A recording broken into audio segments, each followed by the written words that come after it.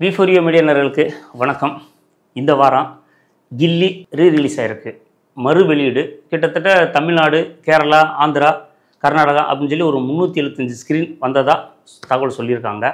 மற்றும் உலகம் பூரா ரிலீஸ் ஆகிருக்கு அப்படிங்கிற ஒரு வார்த்தையை வந்திருக்கு. பட் அது எந்த அளவுக்கு அப்படிங்கிறது தெளிவான கணக்கு தெரியலை. ஸோ அதை தாண்டி படம் வந்து எல்லா இடத்துலையும் பெரிய வரவேற்பு. இப்போ கமலா, ரோஹிணி, தேவி போன்ற தேட்டர்லாம் டபுள்ஸு ட்ரிபிள்ஸ் அப்படி போட்டு பார்வையாளர்கள் மிக அதிக கூட்டமாக குடும்பத்தோடு வந்துட்டு இருக்காங்க அப்படிங்கிற ஒரு தகவலும் தெரியுது. படம் நல்லா வந்திருக்கு. மறு வெளியீட்டு படத்துக்கு இந்த அளவுக்கு வரவேற்பு கொடுக்குறாங்க அப்படிங்கிறது மிக ஆச்சரியமான ஒரு விஷயமா இருக்குது. ஏற்கனவே இந்த படம் 20 வருஷத்துக்கு முன்னாடி 2004 வெளியாச்சு. அந்த படம் அன்றைக்கி எவ்வளோ பெரிய வரவேற்பு பட்டுச்சு. அன்றைக்கும் அந்த படம் ஒரு வெளி விழா படம் தான். அன்னைக்கு மக்கள் இப்படி கொண்டாடினாங்களோ இன்றைக்கும் அதே மாதிரி கொண்டாடுறாங்க அப்படிங்கிறது தான் உண்மையான விஷயம். அந்த படம் வெளியாகும்போது 2004 வந்து இந்த 1 வயசு 2 வயசு இருந்தவங்களாம் அவங்களுக்குலாம் அந்த தியேட்டர் அனுபவம் நிச்சயமாக கிடச்சிருக்காது. இன்றைக்கி வந்து பார்த்திங்கன்னா தியேட்டர் அனுபவம் கிடச்சிருக்கு. ஒரு புது படத்துக்கு வெளியானால் எந்த அளவுக்கு ரசிகர்கள் ஆக்ரோஷமாக ஆரவாரமாக தியேட்டரில் துள்ளி குதிப்பாங்களோ அதை வந்து இன்றைக்கும் பார்க்க முடிஞ்சது. அந்த 2K கிட்ஸு அந்த 2-3 வயசு ஆளுங்களும் இன்றைக்கி வந்து அதை பார்க்காதவங்களும் இன்றைக்கி அனுபவிக்கிற விஷயத்த நம்ம நேரில் பார்க்கும்போது நமக்கே ஒரு பிரமிப்பாக இருந்தது.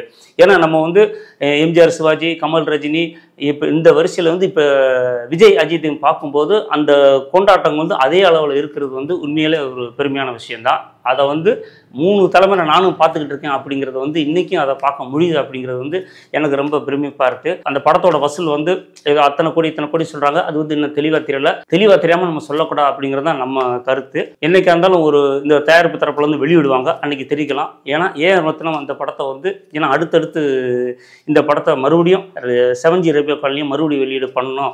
இந்த படம் எனக்கு அன்றைக்கும் நல்ல ஒரு கலெக்ஷன் கொடுத்துச்சு, இன்றைக்கும் நல்ல கலெக்ஷன் கொடுத்துட்ருக்கு. சிவகாசி படம் பெரிய அளவில் எனக்கு வசூல் வந்தது, அதையும் நான் செகண்ட் எடுக்கணுங்கிற பிளான் போடுறேன் அப்படிங்கிற விஷயம்லாம் சொல்லியிருக்காங்க. ஸோ அப்போ வந்து இப்போ வெளியான கில்லியோட வசூல் சொல்லும்போது அப்போ நம்ம தெரிஞ்சுக்கலாம்.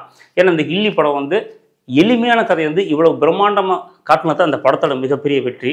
அதை தாண்டி தரணி இயக்குனர் வந்து பார்த்திங்கன்னா அவரோட படத்தில் வந்து எப்போவுமே வந்து பார்த்திங்கன்னா கதாநாயகி பின்னாடி போகிற மாதிரி காட்சி வைக்கவே மாட்டார். அவரோட படத்தில் நான் பார்த்துருக்கேன். தூள் படமாக இருக்கட்டும், கில்லி படமாக இருக்கட்டும், குருவியாக இருக்கட்டும், மற்ற எந்த படம் எதிரும் புதிரும் அப்படிங்கிற படமாக இருக்கட்டும், எந்த படத்துலையுமே பார்த்தீங்கன்னா கதாநாயகி வந்து கதாநாயகியை தேடி போகிற மாதிரி ஒரு காட்சி வச்சதே இல்லை. அது அவரோட ஸ்டைலாக கூட இருக்கலாம் அப்படிங்கிறது இருக்குது.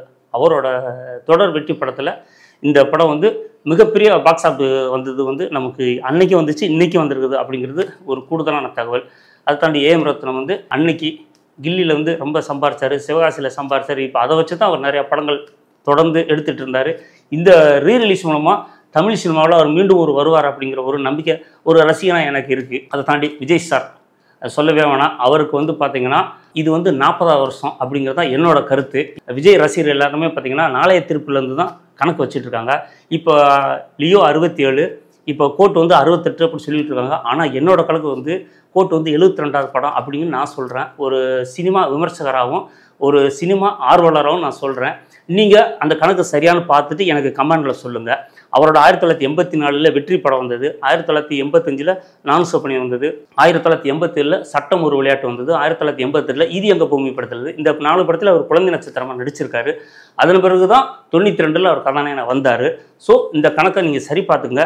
சரி பார்த்துட்டு இது சரியாக இருந்தால் ஏற்றுக்கங்க, சரியில்லைன்னா கமெண்டில் சொல்லுங்கள், நான் திருத்திக்கிறேன். ஸோ இதை வந்து உங்கள் விஜய் ரசிகர் பார்வைக்கே விட்டுறேன். நீங்கள் பார்த்துட்டு சொல்லுங்கள். இப்போ கில்லி படம் கொண்டாட்டத்தில் இருக்கீங்க, கொண்டாடுங்க, நாங்களும் கொண்டாடிடுங்க. அடுத்து விரைவில் வெளியே இருக்க கோட் படத்தில் உங்களெல்லாம் சந்திக்கிறோம். இன்றைக்கி இந்த ட்ரெண்டிங்கில் வந்து பார்த்திங்கன்னா முத்துப்பாண்டி நம்ம பிரகாஷ் ராஜை வந்து எல்லாருமே பெங்களூரில் அவர் போய் வீட்டில் போய் சந்திச்சு செல்லான ஒரு வார்த்தை எனக்கு சொல்லுங்கன்னு எல்லாம் கேட்குறதா இந்த ட்ரெண்டிங் ஆகிட்டு இருக்குது. அதை தாண்டி இன்னொரு இன்றைக்கி கையில் மொபைல் வச்சுருக்கவங்களாம் இன்றைக்கி ஒரு ஊடகம் அப்படிங்கிற ஒரு விஷயம் சொல்லிகிட்டு இருக்காங்க.